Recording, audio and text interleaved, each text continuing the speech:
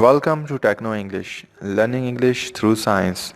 This video is third part of Science of Solar Panel series to understand the solar science. And if you want to learn English through science, keep watching. In our last video, we performed some basic experiments on monocrystalline solar panel to test its output before its installation in a real ground.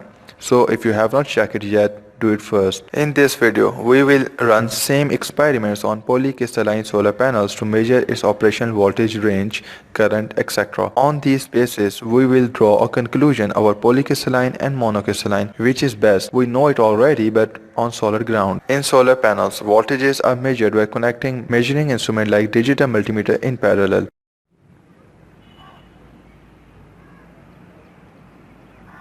And current by connecting it in series with solar panel.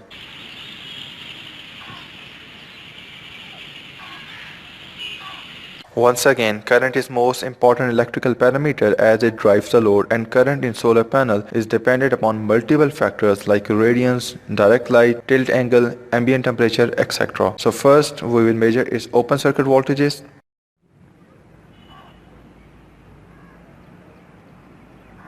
Then we will measure its short circuit current.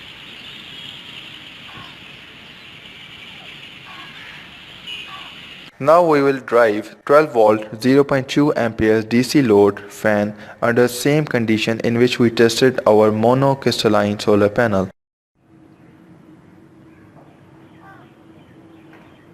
Fan speed is clearly not as same as it was in case of mono. Mono was of higher efficiency and was able to drive the current more strongly compared to this case. This video proves mono is of better efficiency, and that's why it has higher cost compared to polycrystalline. That's all for this polycrystalline solar panel testing video. In next video, we will use charge converter solar panel to charge our battery.